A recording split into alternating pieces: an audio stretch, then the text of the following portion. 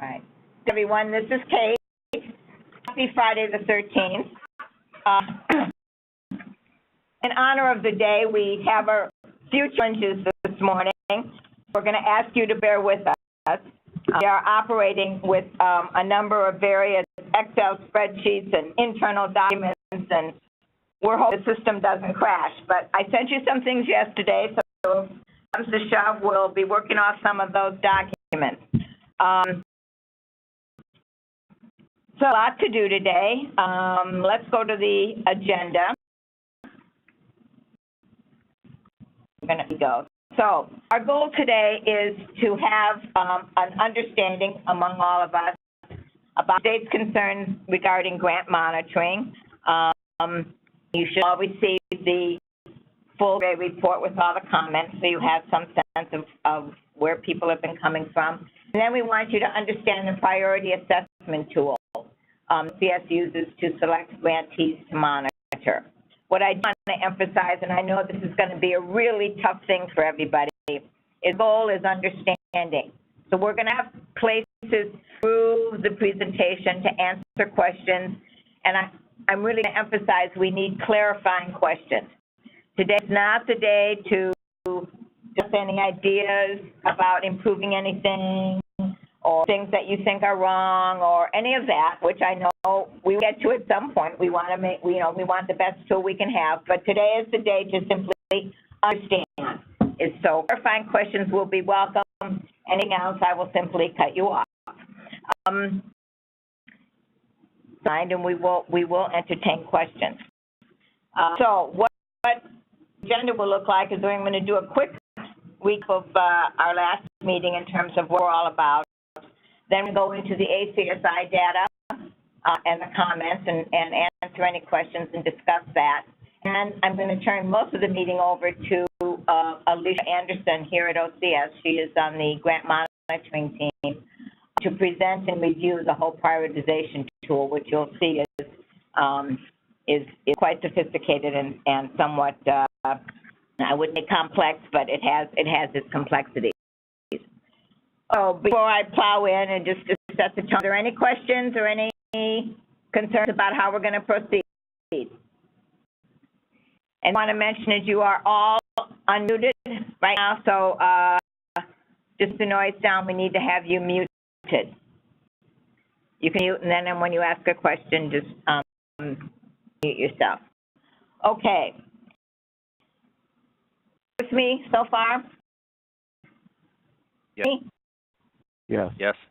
Oh, I'm just verifying. Sometimes when you can't see people, I'm a visual person. It's like I'm talking into a void. Okay, so a quick recap in terms of the monitoring group. Next slide.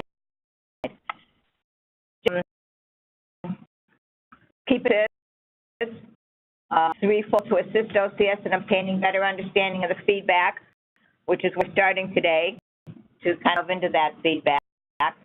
And then in the context of the performance management framework, had to help us get feedback about the changes that have been made or proposed by the internal grant monitoring team. And today you're going to see that first change, the priority assessment tool.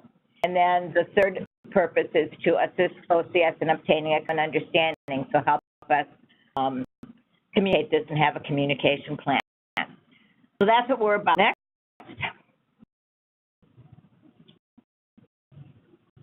We hope to deliver is a document that details information we get from focus groups about all the things that you're going to see over the next couple of meetings, and then that communication plan.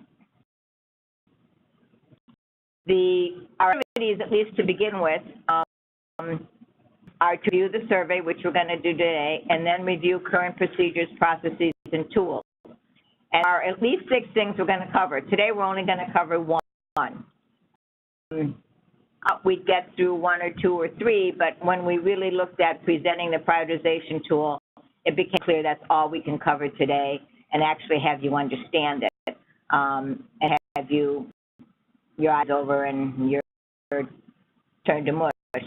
The meeting will cover the unified monitoring tool and the template, and the next meeting we'll talk about the follow-on, the pre and the post activities.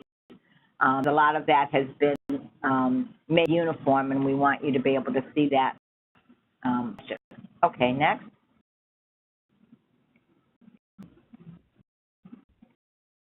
Let's launch into the survey. And obviously, I'm just going to focus on the findings, even though I did send you the full survey. Okay, so spent a lot of time on this, but whenever I talk about the ACSI, I like to show this because this, I want everybody to get more and more, it's important that everybody get more and more clear about what the ACSI does and how to look at it and read it. And this is a really good guide that gives you everything you need to know. It reads left to right, as you all will recall, and it basically starts with what are all the drivers of satisfaction. In other words, what are the areas that we ask questions about? And those are in blue, and you'll see there were 6 areas, one of which was grant monitoring. On the side, you will see that there are both a score and an impact. And the score is in gray in circle, and you can see the things were training and technical assistance provided by the providers. And then you have the lower scoring things, which were data collection, communication, grant monitoring, training and technical assistance provided by staff. So here's some of what those scores are. Then we have impact, and we listed these by the impact that these have. And when we say impact, we mean these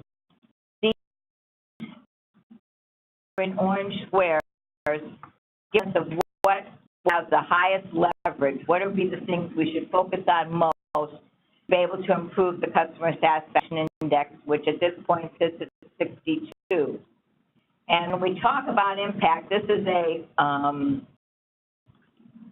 mathematical formula where if we can increase, for instance, grant monitoring by 5 points, the customer satisfaction index would increase by 1.4. Same with training and technical assistance for providers. If we increase that by 5 points, in other words, to 79, we increase customer satisfaction up to 63.4. No matter what kind of impact, and as you can see, grant monitoring is a high impact, which is we have this group. It's important that we do some improvements, and it's also why OCS established the internal grant monitoring team to make some improvements and to make this a better process. Then you see the customer satisfaction index. As you all know, that index is calculated based on 3 questions. The 3 questions being, how satisfied are you with OCS? How well does OCS meet your expectations, and how well does OCS meet the ideal of a grant organization? And this was at 62. And then the final things are future behaviors, and as you all know, future behaviors are outcomes. The 2 outcomes that we're looking at are trust in OCS and confidence that OCS is helping to fulfill the mission. The scores are 66 and 64, and they have high impact, 5.6, 4.9. And the impact works very similarly as I discussed before. If we're able to increase the customer satisfaction index, and the short of that is CSI, we increase that by 5 points up to 67, then trust up by 5.6. So that's up to 71.6. So that's how that formula works. Next. Okay, whatever. All right. I think I just explained this. Just looking if I missed anything on it. I don't think so. Let's go to the next.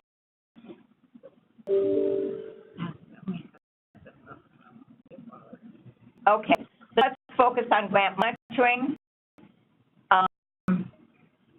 As it's one of the highest impact drivers, and fortunately, I think due to some of the things that OCS obviously has done, improved 15 points to 2. So we know, based on what we just said about impact, if you increase something by 5 points, your score was by 1.4. And I can't remember if that was the same impact as last year, but it was similar. So this had a big influence. This and training and technical assistance by the providers had a big influence on increasing the OCS score. Grant monitoring, that all the related elements where we improved were from 4 to 18 points in 2017. Relevance of the procedures and usefulness of the visit improved significantly. So you'll see when we start looking at some of these procedures, hopefully you'll to say, yes, that makes a lot of sense. Yes, this deals with a lot of the issues that you all see or that you read about in the survey. Significant difference was in, as I mentioned, the usefulness of the visit and the relevance of the procedures. Obviously, the timeliness of feedback, even though it went up 14, it's still very low. I know that's something that OCS is very much focused on at this point. Okay, next.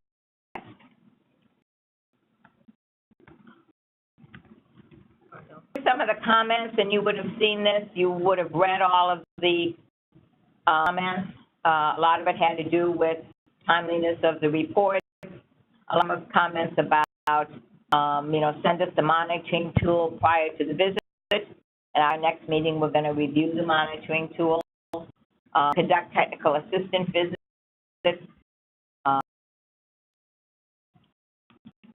and then question about, continued collaboration about the whole process. Next, I added a few more comments here. Time for T&TA discussions. Not the next meeting, but the meeting after that, we'll talk more about the TA and the corrective action procedures. Able to get a draft report sooner, interactive process with TA, and then that, in fact, it has been more of a learning experience. Okay, next. Now, yesterday, because I couldn't figure out a way to try to show this on a screen, but I summarized and I'll give you a sense of what the Group of 12 analysis was about. So I had CFI run separate data analysis on all the survey responses, and now just the 12 states that were monitored in 2016 and 2017. Just if there was any difference in terms of how they view grant monitoring versus the rest of the states' grant monitoring, if there was a difference between 2015 scores and 2017 scores. So I did the detailed data on that yesterday, but that we did see some significant difference. So that monitoring score jumped considerably from 2015, based at 29 points, from 42 to 71 among these 12. This group also showed an increase, 56, 73. So grant monitoring, some of the increase in the CSI. If you compare the results for the group of 12 to all the other states, the group of 12 scored 13 points higher in grant monitoring and 14 points higher for CSI. In other words, they were more satisfied, those states that got monitored, than the rest of the states regarding monitoring. And then group 12 are higher for every driver, and you'll see that more specifically if you look at the analysis I sent you yesterday, the two-pager. And it gives us a sense that grant monitoring really is driving a lot of this. So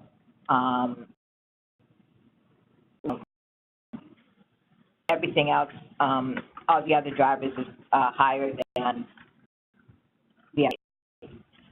Okay.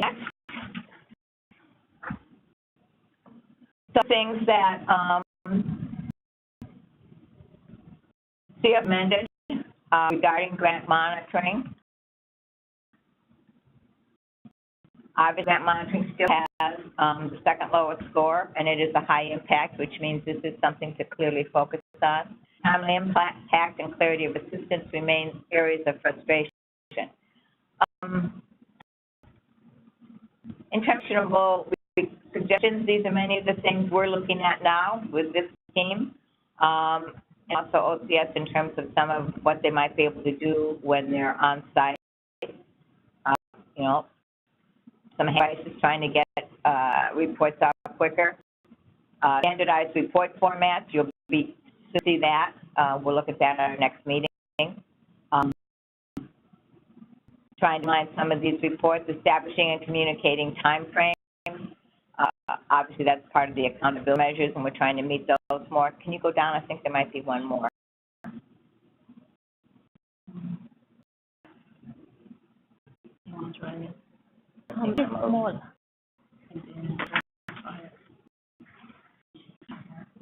That's right. Okay. Next. So I just shoved a lot at you, but hopefully you got to read some of this before I made this little summary. So let's spend a couple of minutes or however not long we need on any questions and answers. You have the survey, either there or the comments or anything at all.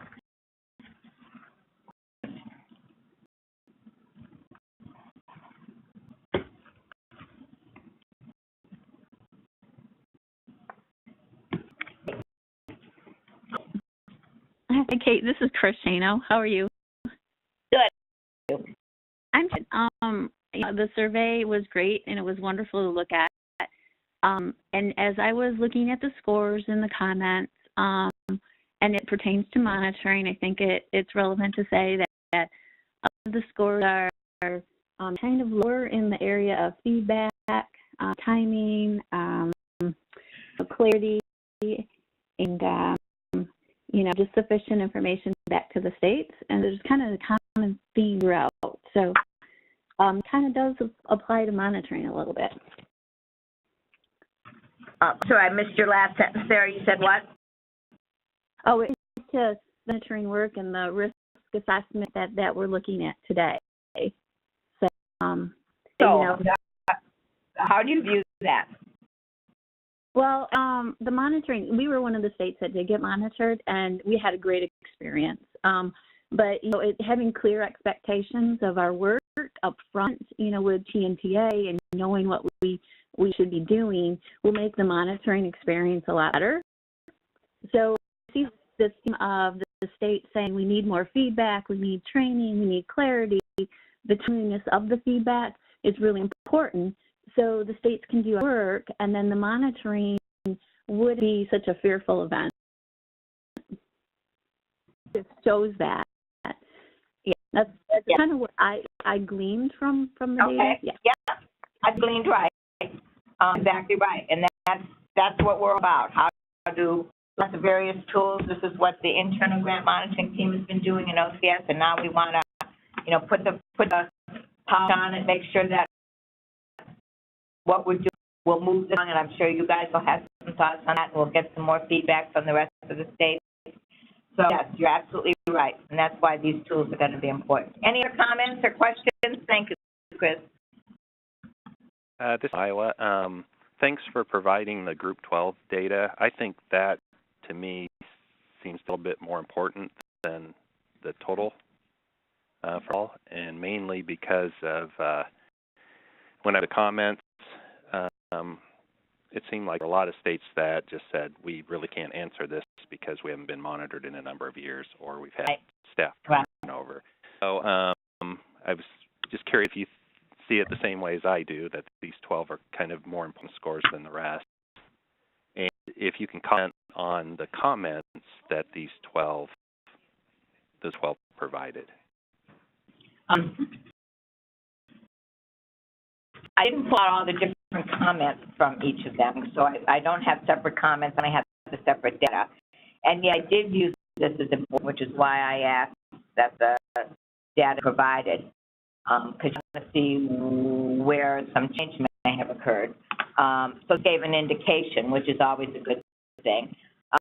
Where I provide some caution is it is only 12, and to some extent it's not even a full 12, because not all 12 answered the survey both in 2015 and 2017. So in some instances we had fewer than 12 to care. So when you're dealing with a small group, the data is somewhat less reliable than when you're dealing with a large group. Not to say you can't monitor it, it's not important, but I just put that little caution in there. I think it's a trend. It shows us some movement, which is what I wanted to see if, anything we've done had mattered. So it certainly clears that, but I wouldn't say, because if you took this just on face value, say, well, we accomplished so much, how much more do we need to do? And, clearly we need to do more. Does that answer your question? Yeah, it is very helpful. Thank you. Okay, sure, thank you. Other comments, questions? Jen, can I just make a comment based on what you guys were just talking about? Sure. Yeah, it's interesting that we're seeing a trend up in the monitoring experience from states, considering that there's still a lot of uncertainty. The tools haven't been totally developed yet. We do have a lot of the prepping tools and time. To align with the monitoring tool. So it's really encouraging that the relationships between NASCSP and our federal partners, OCS, really grown, and the monitoring experience has been positive, considering all these tools aren't developed yet. So I think we're moving in the right direction. And the goal would be, if we can make even a bigger bang here, this would have a significant impact. You hit it on the head, exactly right. I think the communication is really important, which I think you can be very helpful. We've got these tools. How do we make sure everybody knows them? How do we get them distributed? Because you're right, that will help. And sometimes, those of us up here in Washington get so involved on getting the stuff, we don't always do a good job of communicating it out there. Other questions, comments?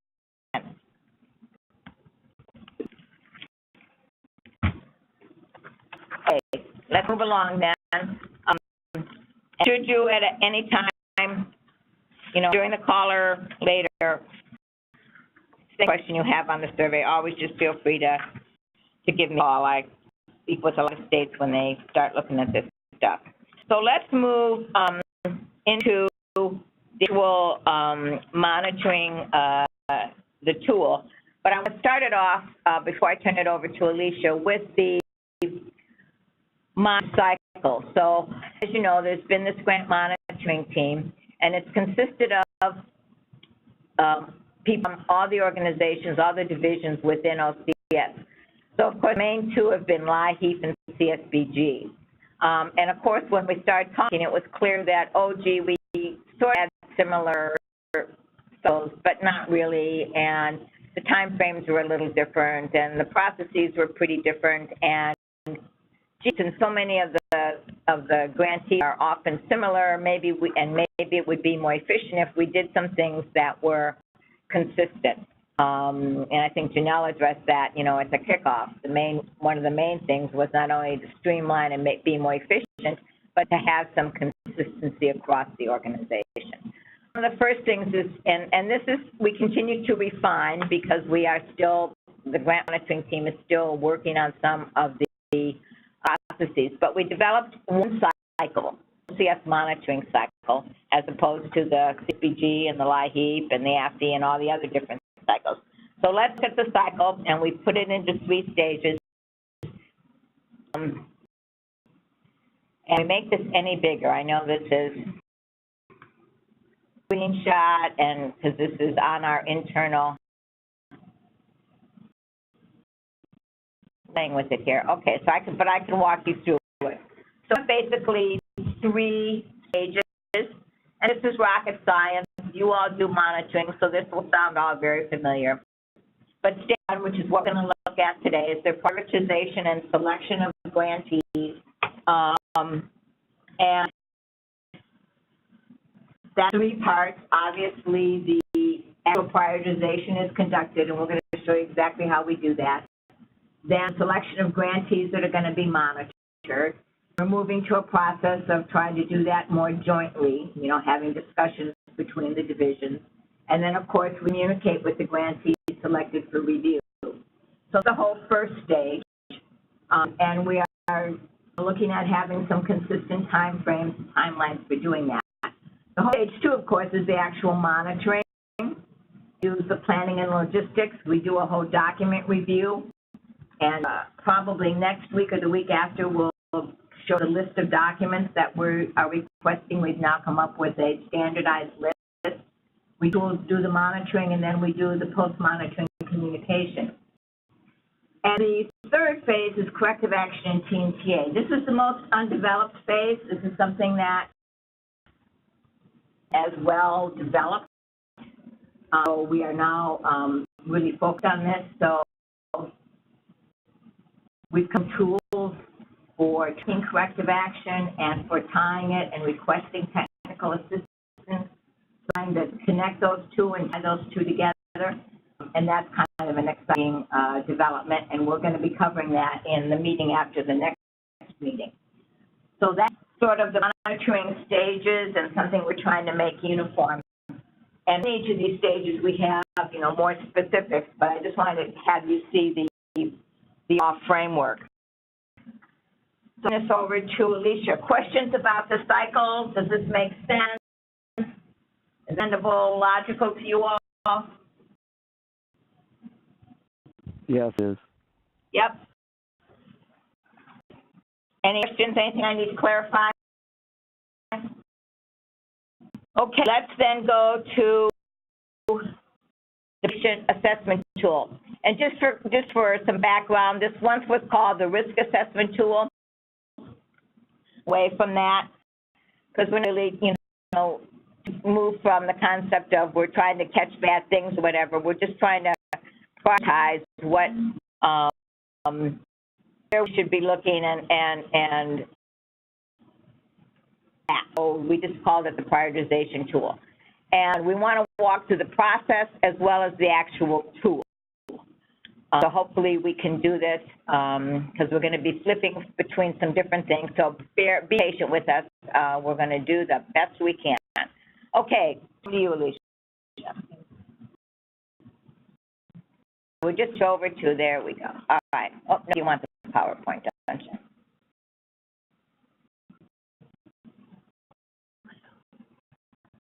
So. Thank you, Kate. I really appreciate that. That was a great walkthrough of the monitoring cycle and how we're moving into the stage 1 of the prioritization tool.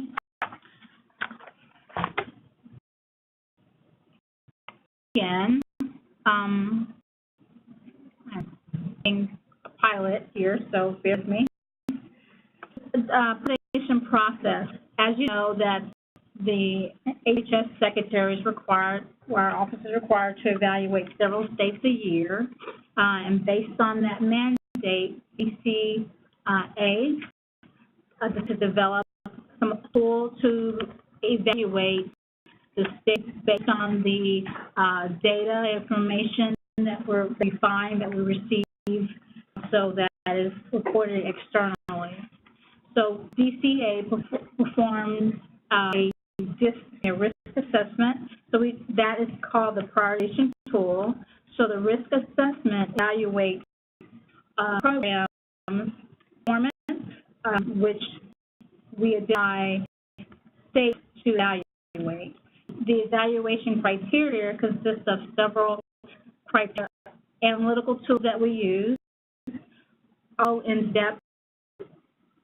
I'll go in depth furthermore, but probably the key components that we look at currently now. But again, like any risk assessment, we also make improvements each year to our tool. So this year, we're looking at this year, or year that we're performing the state assessments. We looked at the length of time since the last monitoring visit. We had into consideration. We take input from the program office, from our program specialists, any additional programmatic information that we receive. We take account of that.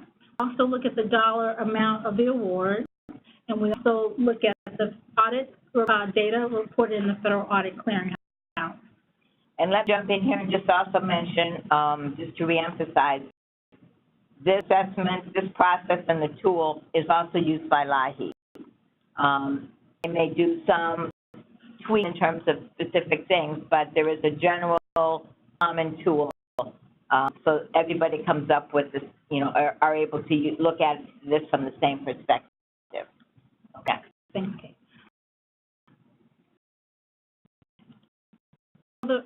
So as I had mentioned, we have some analytical tools that we use to populate the prioritization tool. And one of the tools, I'm going to skip to the next page and I'll let you see. We have an analytical tool that we use to populate criteria 1. Remember, criteria 1 talks about the length of time since the last monitoring visit.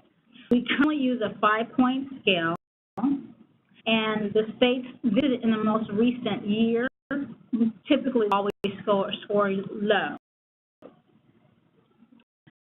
So you're looking here this is a template, a little highlight of we've randomly selected 5 states.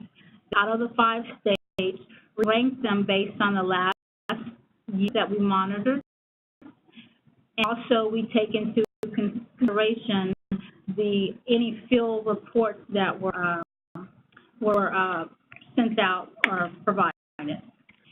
The last one where it says OIG ARA report, this factor is no longer used because, as we know, the stimulus money and the ARA money has expired. But previously in the past, we did determine if there are any OIG findings, then we would also annotate that for our assessment for the prioritization tool. Now, as far as the scoring, as I stated, that it's those states that we just recently scored, recently visited scores score low, so that means there's low exposure.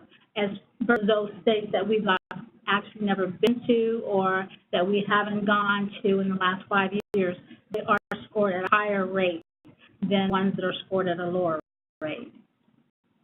So that's for 1. And keep in mind, when we, at the end of talking through the 4 criteria tests, we populate the information. I'll show you that further.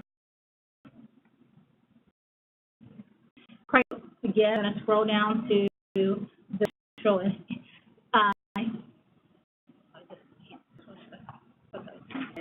Okay, I thought that I would be able to, let me see, can I make this a little,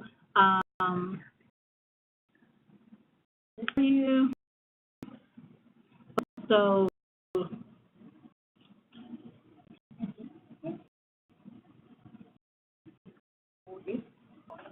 okay, thank you. So criteria 2, and you probably are not able to see it, so I'm just going to read off some of the questions that we use. We have a form, a template form that is used as populated, and then we then score it. And let's see, can I see the scores? You can see the scores below. Sorry. Some of the questions, so then for those that are not able to legibly see the information on the screen. So we have a list that we track. So any states that report any issues that the states may have on either their eligible entities or if there are issues related to any A133 reporting, we notate that on a list that we use that's populated into the prioritization tool. We also look at were there any issues, compliance issues with the state or federal requirements. So the state or the eligible entities, were there any requirements that did not comply with their eligible entities? Are they actively communicating with the state CSBG program? We also have as a factor. Was the plan and package complete and submitted timely? That's an area that we also are tracking. We're also looking at your assessing your annual report to see if they're submitted timely as well.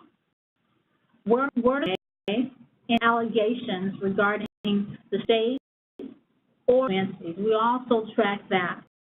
So any irregularities, any allegations, we track. Are there any reported IG? So we also look at to determine are there any IG or unresolved CSB corrective actions that have been addressed. Along with the information that we have here, we have a strong relationship, a rapport with our program specialists specialists. We collaborate with them to determine if there are any noted issues of concern.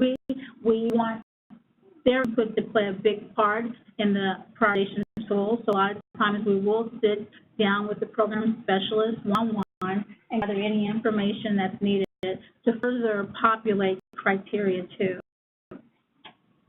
So down below, you probably won't be able to see this, but the scoring consists of from anywhere from major risk being the unresolved correct actions or issues or no communication with the CSBG program office.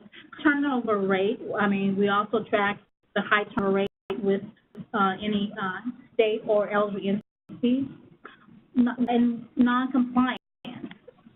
There may have been recurring non-compliance issues with the programmatic, with the program.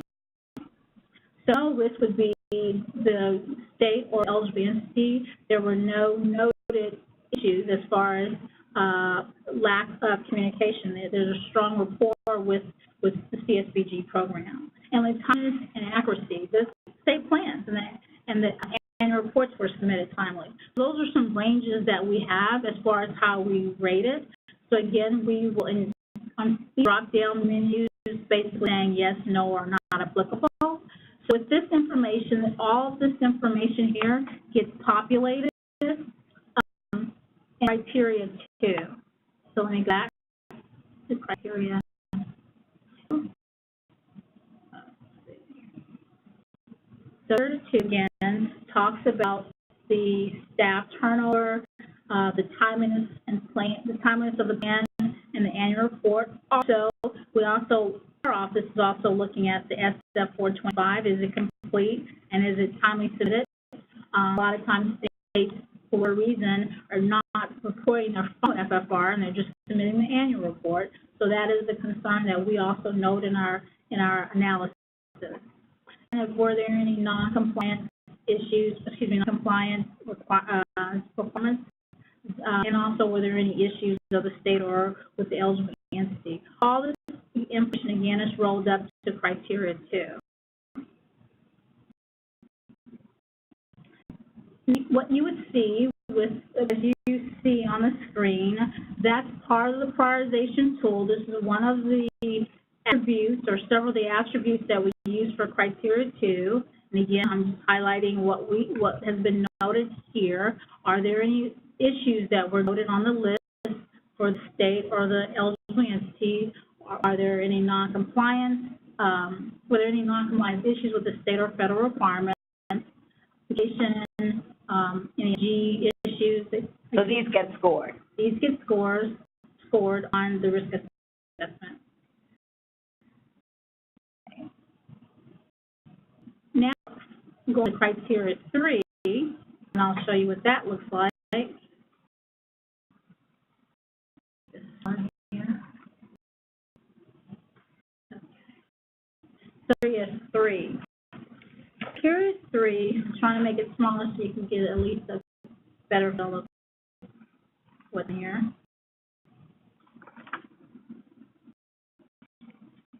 That works. Criteria 3 talks about the dollar amount of the award. I think several states noted it even at conferences. Oh, we haven't gotten audited in many years. Again, it's due to the fact of where a lot of times where the dollar amount. However, that's a challenge that we're working through. That, for example, New York and California, of course, will always be scored higher because of the dollar value of their award. But we're finding different weights so that will take into account states typically don't fall on the radar as far as the dollar amount. We use a 5-point scale for this, as you will see. The grant amount is based on a 5-point scale, and that's the criteria 3 is the basis for the thing as far as the dollar for the allocation of the award amount. Trying to work through weighing the weight differently due to the dollar amount being so prevalent for those states. Trying to assure that the distribution is picked up for smaller and lower states. Criteria 3 that we use. The last criteria that we use is criteria regarding analysis of the single audit. And let me go back there.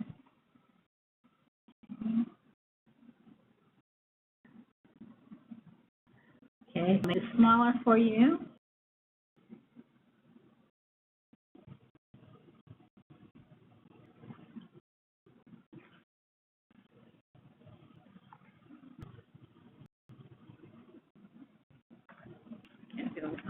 Okay, so here's criteria 4. Let me show you the actual, and this is going to be a doozy, so one moment.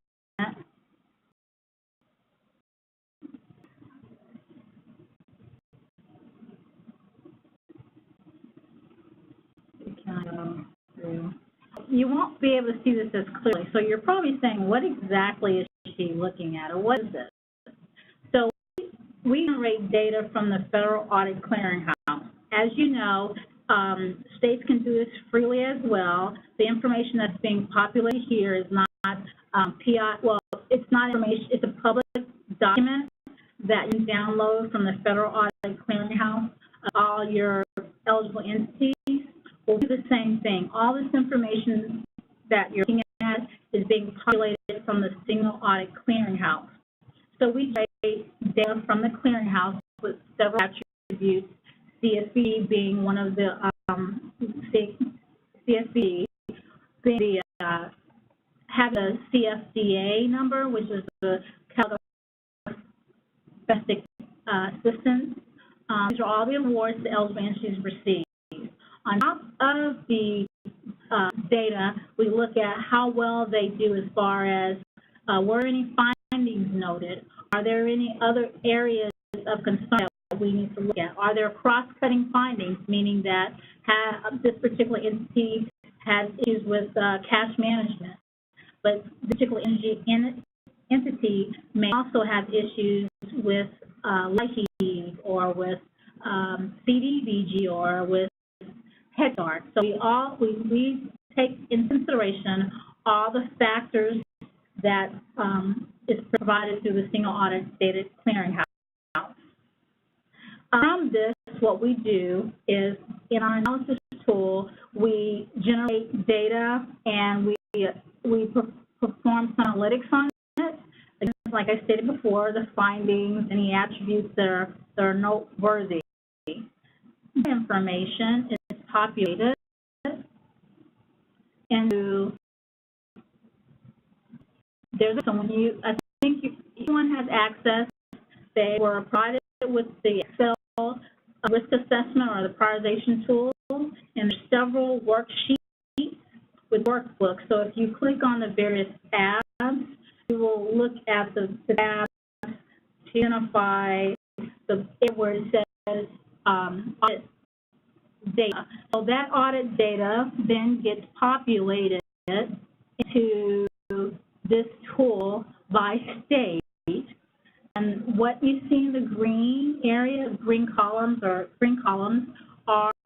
information that being reported and back on their report form of that particular entity, of the state, the particular entity, and then what we do is rate it.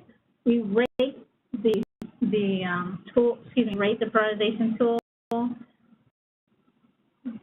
in each of the states here, and we weigh that against the information that's being reported. So, question. So everything in green across the top is information you get from the audit report, from the clearinghouse. Correct. Okay. So all of this stuff on this tab has to do with criteria 4. That is correct. Okay. And in the prioritization tool, there's a tab that's called on data that we populate, and it's this tab here. Okay. And I see it across. So state one, they have all these scores, 1, 1, 1, 1, 5, 1, 1. That becomes the total, and then it gets weighted. Then it gets weighted, correct. Okay. And that the methodology is to all of the other worksheets within the prioritization tool. We'll look at that. Okay, so are we still on the PowerPoint here? Yeah. Yeah, I think I'm ending. Okay, now we'll try to look at the tool. This is the difficult part, so let us see if we can switch over here. So I did send you all last night, just in case. To get to this tool, that all those other forms, information from period 1, 2, 3, and 4 gets fed into this tool, then weighted and scored. So that's what I'm going to have, Alicia. Have you got it up now? Okay. Yes, and unfortunately, because the way, so this is, let me see, and it may not, it's not going to be exact because the way it went into the presentation, but everyone has the copy of the tool, but what I can at least describe to you is that each of the worksheets within the workbook has several, has the criteria 1 and 3 and 4 populated based on the tool. I'm not able to. Let me see, can I can up an Excel? If you give a moment, let me see, can I use another? Okay, we're going to see if we can do something else here, because I think it's going to be confusing. No, because you are still sharing. No. No, because this is the machine commenting, not this. So,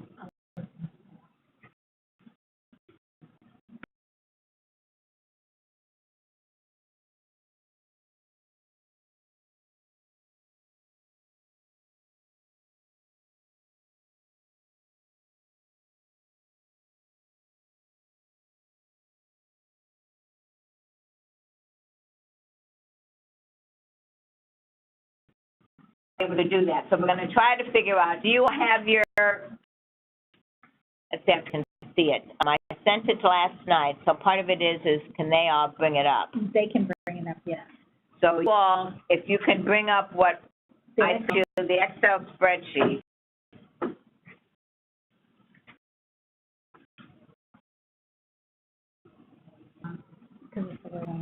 Yeah, part of this is because it's our internal.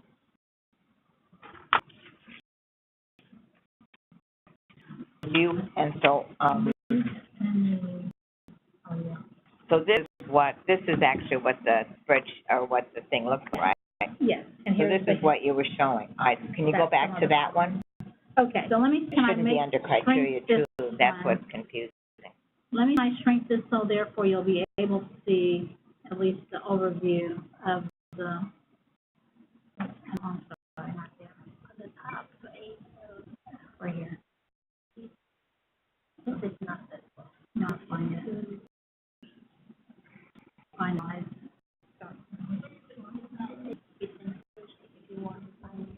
Yeah, I'm trying. This is presentation. You need to go to other presentation. See that one? Almost there, I think. Yeah. This is, okay. So let me make this smaller. So even says criteria 2, that may be a misnomer. Actually is what the first page of the prioritization tool looks like, isn't it? Program characteristics. So if you look at the where it's audit data, yeah, and then you see programmatic characteristics and grantee characteristics. Currently, we're at the grantee characteristics. Criteria number 2, stating that the information we use, information is interfaced with another tool that we use in terms of our own analytical tool that populates this spreadsheet. This is criteria 2. The one that's audit data right here, unfortunately I'm not able to click on it. That's all the information that you saw about the entities that gets populated. So if you're able to bring up the Excel spreadsheet, you'll have 4 different worksheets within this Excel workbook, and each of the tabs below represent the audit data is criteria 4, statistics, combination of criteria 2, and We're going to find the size of the grant and when they were last there's monitored. another tool. There's one that it's on the Program. program. Okay, so program characteristics cover the size of the grant and the last time they were reviewed. Yes. Okay. So I'm going to try to submit my Excel file, but I believe I just have a copy on it, but I have to behind the scenes here. Because we're going to also want to show them the final. Yeah, I'm going to work behind the scenes if I'm able to bring it up. Because this gets confusing. I'm hoping to be able to We're working, guys. Be patient. be here. I don't think I see it on here, so. Yeah, I may not be here. Yeah, I see it. I don't know. Well, I'm just certain it's the one that is blank.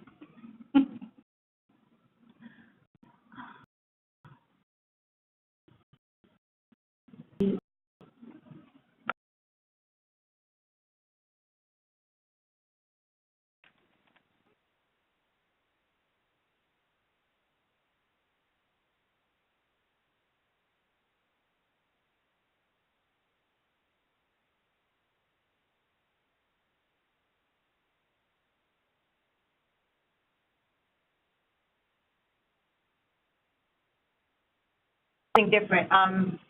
Kyle, can you take back this? Don't want to lose it. With you'll take control over it, and then while you're doing that, we'll try to bring up the Excel spreadsheet, and then we'll have you bring it back to us. Does that work? Are you, Kyle? Yeah, I think that's, yeah, I took the presenter ball. Okay, we're no longer presenting. Okay, so let's see if we can knock the spreadsheet up here. He just switched something. We're trying to avoid shutting down. Or can you bring up the spreadsheet on your screen? Yeah, that.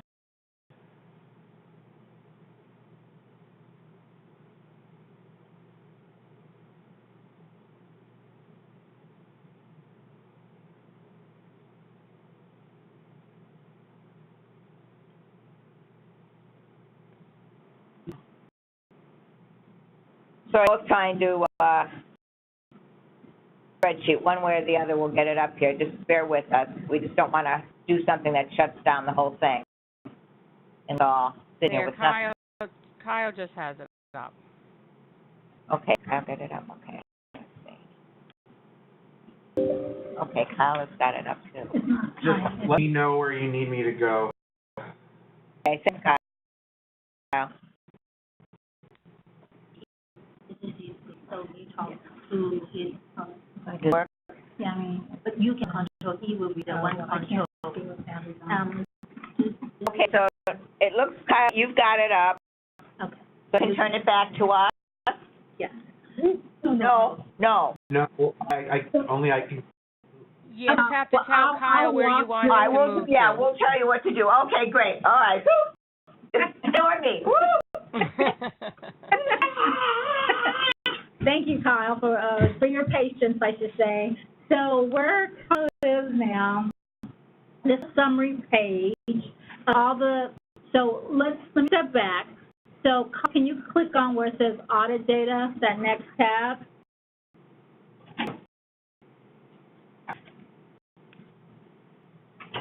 So this tab that I mentioned about criteria 4. This worksheet will populate is based on the criteria 4 input from all the single audit attributes. Once this, as I mentioned, once this sheet gets populated, a total score will be calculated over there to your far right, and it's weighted again on this column. Column connect to the, click on grantee characteristics, worksheet. Okay, this worksheet, and can you scroll, if you don't mind, scroll all the way to your left so they'll be able to see the attributes.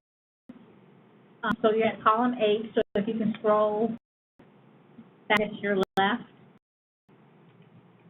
Great. So this is the dollar amount of the award. That's criteria 3. You have additional information. Again, this sheet is a combination of criteria 2 and criteria 3. Again, the same principle applies. Total score is assigned, and then if you scroll all the way to your right, then it's weighted. It's the same methodology for each worksheet, but you have different characteristics based on the attribute that's being tested. And this one is being the grantee characteristics. It's the overall operation of the grantee. The next program, yes, thank you, Kyle. The criteria 2 worksheet, you can scroll back. Again, it's the same methodology. We populate the worksheet based on the scores presented and weighted. Now, what happens is program summary. I'll go there and I'll talk a little bit of behind the scenes of those numbers. So all the information from those worksheets, audit data, characteristics data, program data, and that information is then populated, summarized, I should say, to give us a score. Front page, you'll see composite score, that column G up top. Driver is driven off. If you go to also where it says weight, column you see program, the sheet that says weight, to it. Right? Yes. So you click on it. Yes. So this is sometimes, as I mentioned earlier, sometimes, well, those states that are weighted always, scored always, as far as being the high dollar states, this is where then you can come in to the tool and begin to do some further analysis on attributes. So if you have California always up there and you have another state that you're wanting to look at, this is where that you can do some additional analysis. Although the information is being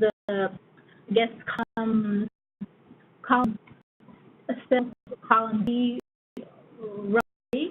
What's about other A133, where it says audit, reports and single? Yeah, thank you, Paul. So this and numbering here, this is where we begin to develop some assignments, looking at a little more in depth. There may be some information that you knowingly know about that we may know about the state that we want to further populate. From there, then this is how we present how we've been to present what states we really truly will be doing for the year. So maybe go back to the program summary sheet.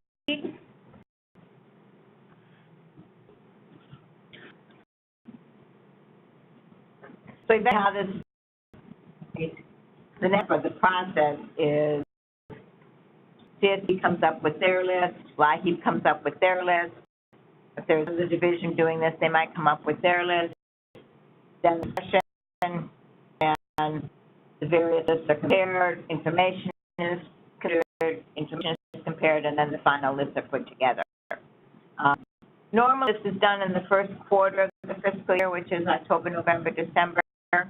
Let you know there's some discussion of moving that earlier, into the third or fourth quarter of the previous year, just so that we get a quicker start on it. And Kate, I want to also say the data that we have here in terms of the tools, the criteria 1, 2, 3, and 4, that's not something that we're just kind of randomly making up.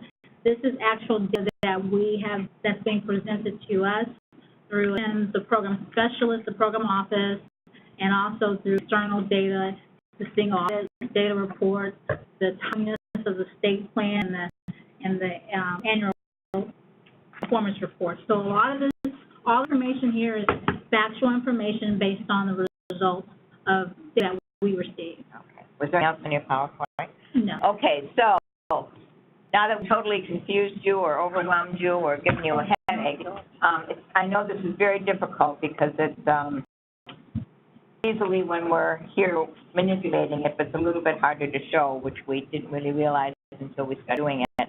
But let it up for questions. I'm sure you have many, so we'll try to plow through it and see what we got. Again, clarifying questions. If something is not clear or something you need more information on it. Now, yeah.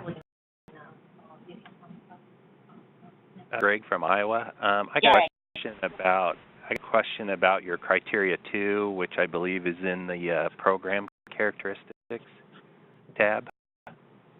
Okay. That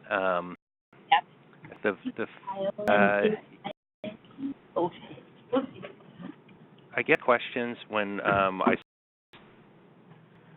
how did you get the score for some of the stuff criteria 2? For example, I think there was a grant, if a state or an agency was on a grantee watch list. What's a grantee watch list? So as far as the watch list, so let's say, for example, you've designated an eligible entity. We want to know that.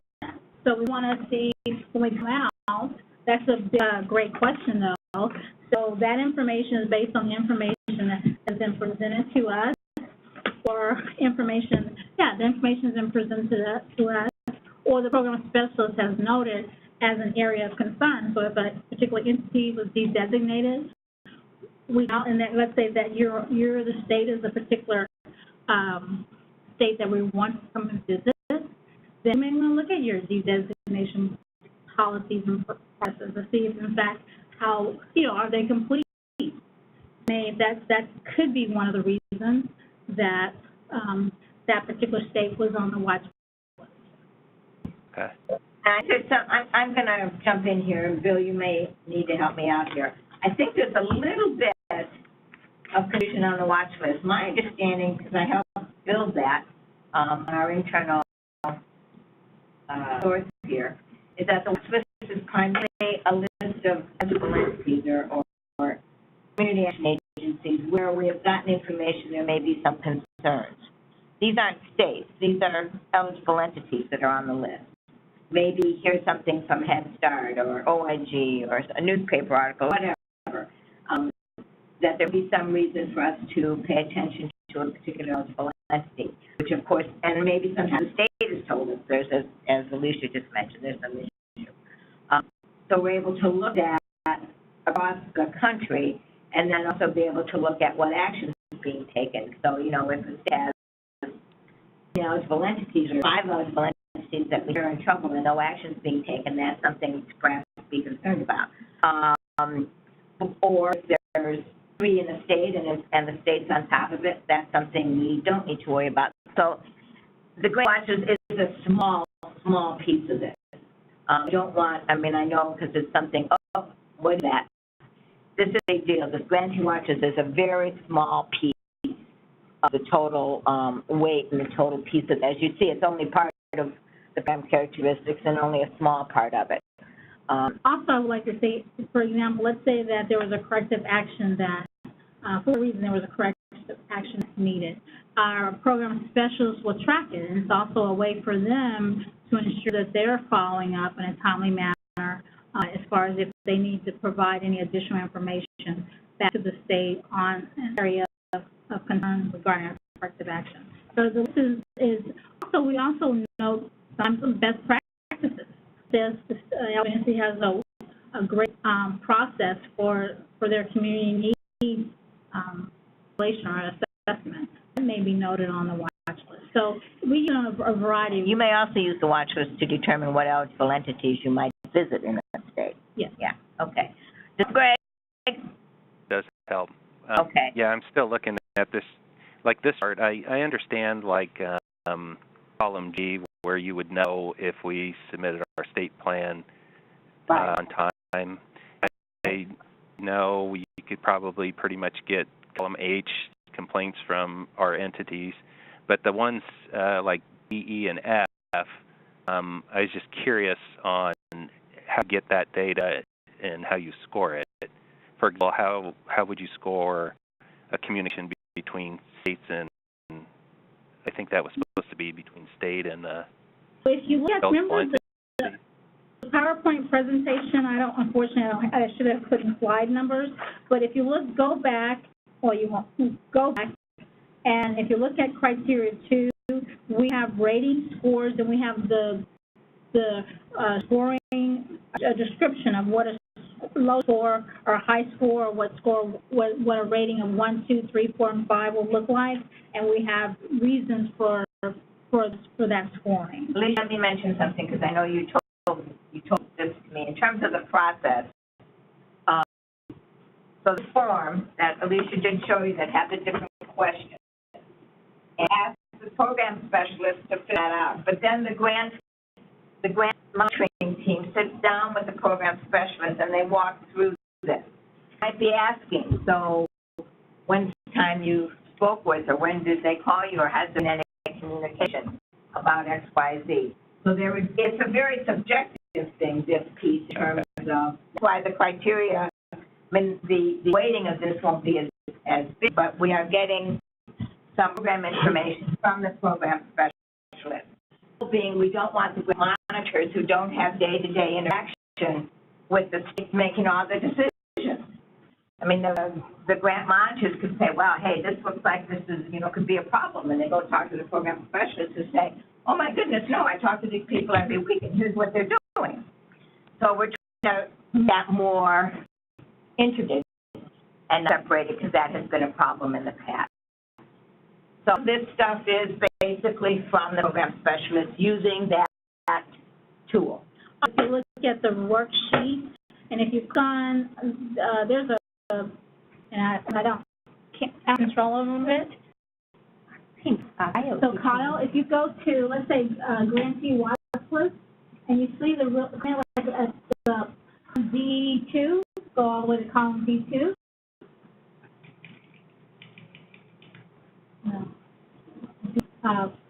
Column E, or grantee watch list in green. So there's a drop down of, if you go further throughout the worksheet, there are descriptions, comments. Yes, there's comments to identify also further the scoring. So you probably click on the area that's red, comment. Like that, if you scroll over, we have the reasons that further describe this rating as well. So since you have the spreadsheet, if you spend some time going through each column, clicking on each thing, you'll get more and more information. We could probably spend hours doing each one of those, but I'm quite sure all of you are curious enough to go through it. Other questions? Yeah, this is Judy. I have a question about your time frame. So what is the year of the audit you're looking at? How far do you, like, even when we talk about this grantee wish list and this non-compliance, how are you just looking at the previous year? Do you look at the previous 3 years? How does that work?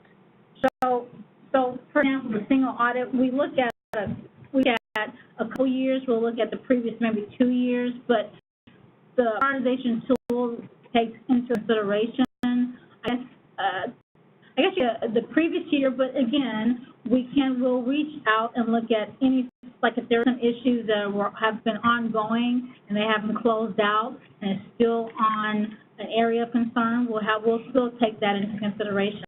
But we do take the prior, but also we look at other data issues or non-compliance issues that are still pending, outstanding. Okay. All right. Great. Thank you. Yeah. It's from prior year, but, yeah. Other questions?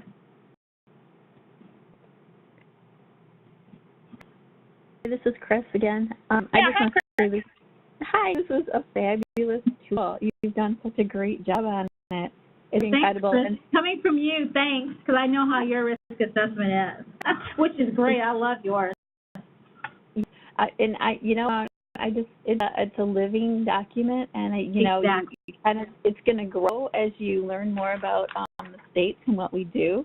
But your criteria is wonderful, and what I really like about it is that it ties to actual documents and the work that we're doing.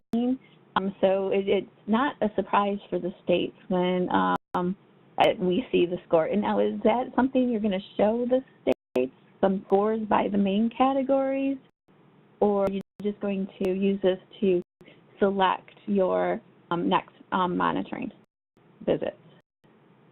It is a prioritization tool. So not that it is to how we select. It's not something that, I've never heard of the states wanting to have a list of where they stand published anywhere. But it's not something that I think we're planning on keeping a secret. But this is part of what this group needs to work on. This is part of our task. How do we communicate this? Because it would be good, because sometimes people don't understand that there's some logic and some reason behind why a state's been selected. And for people to know that here's how this happened, would be good. But it's not something, and here's the list, and here's where your state, I think that's where we're going.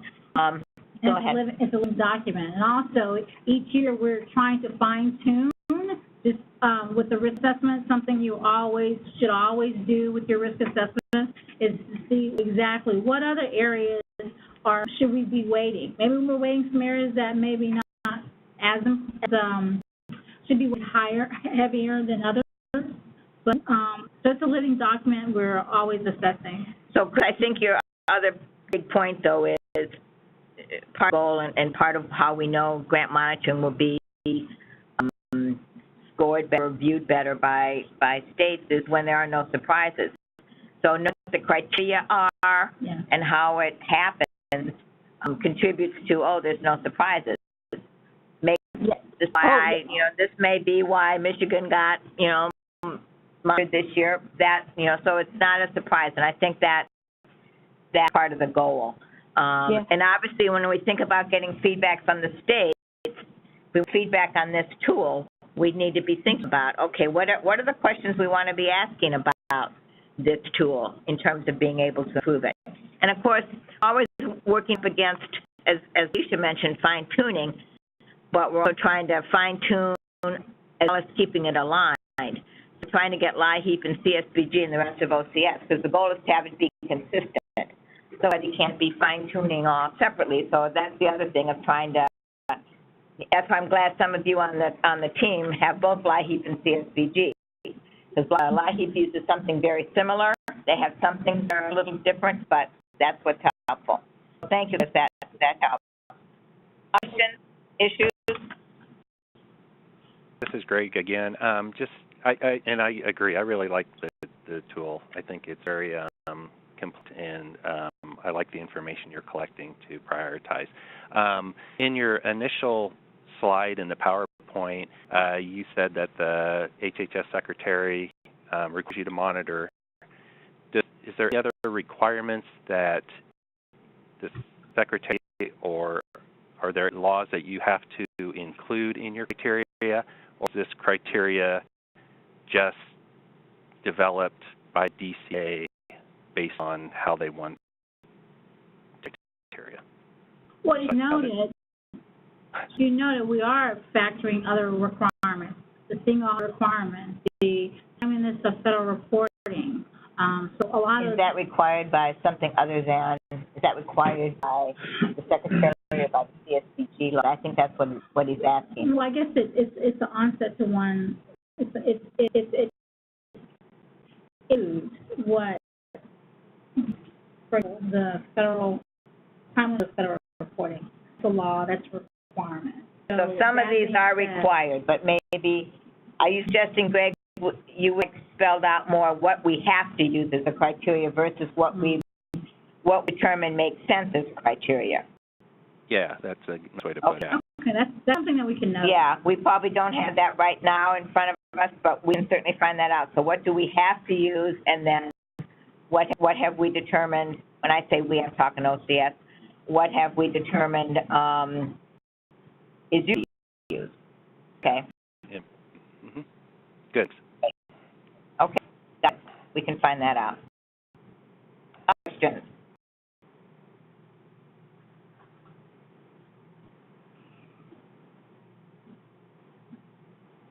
If you don't understand, I know this was, Alicia did great presenting it, but I know it's when you can't see it all flowing easily. Not clear?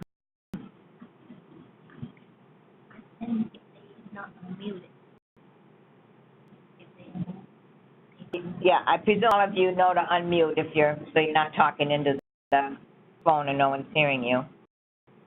Good idea. Questions? Hey, Kate, this is Bill. Can you hear me? Yep. So good morning, everybody. I just wanted to expand on what Kate and Alicia were saying in terms of statutory requirements for grant monitoring and how, that balance is played out. I mean, in the CSBG statute, there are specific provisions that have to do specifically with, board governance and the boards, and that's we have the program specialists also monitoring, and we're including the program specialists from the program operations branch routinely to go and meet with CSBG program state officials to go over some of the issues related to the tripartite board.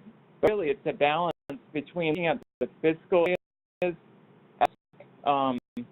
to identify, to make sure that we're being prudent and to being good stewards of the taxpayers, making sure that any items that on the grantee watch list are highlighted, as well as looking at the program areas. So it's really a combination of both. Mm-hmm. We can get even more specific on what the statutes tell us we have to use. But yeah, I think you're right. Okay. Other questions, comments? We go through this more, and I suspect you know. We can start next meeting, recapping this and making sure that we're all clear on this tool. But let's talk about our next meeting.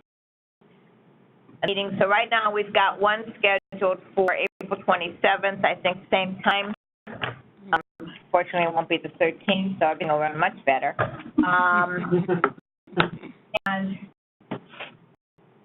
And I think we can cover two things at that meeting.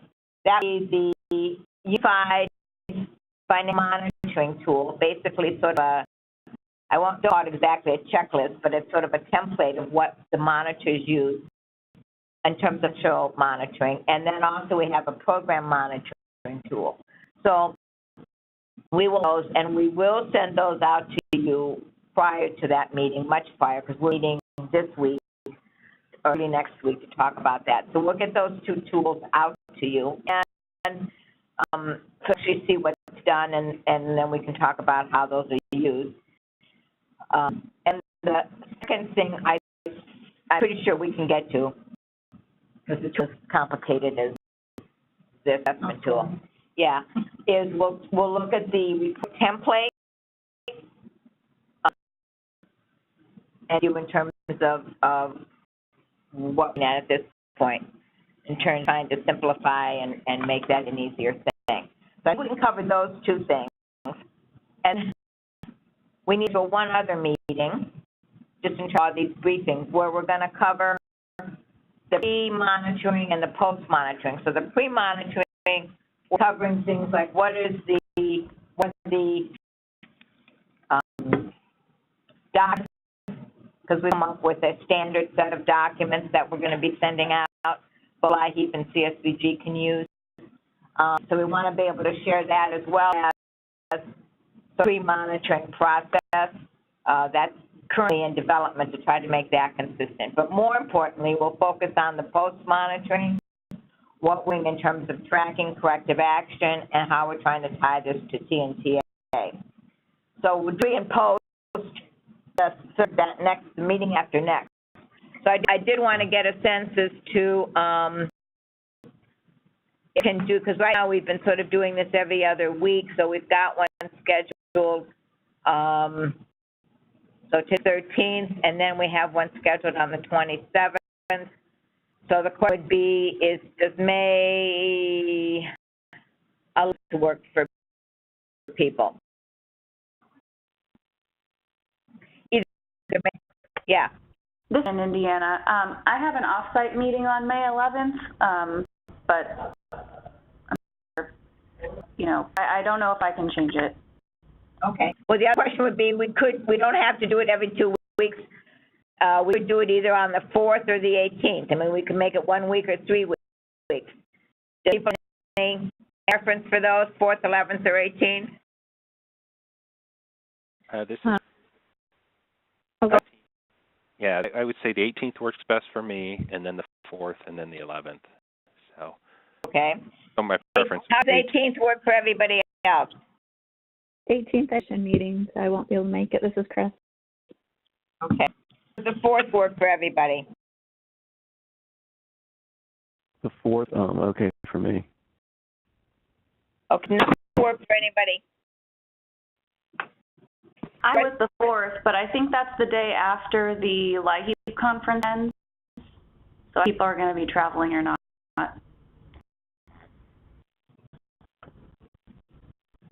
So, 4th, try for the 4th? For me. Okay, try for the 4th, same time, 10 to 11:30, and we'll be focusing on pre- and post-monitoring. So it's on the 27th, and we'll focus on the actual monitoring. So, how are you feeling on how we're doing? Is this working for you so far?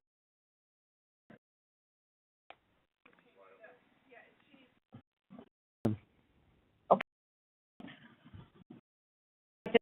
I'd like to see better, other than us getting the documents to you sooner. I already know that.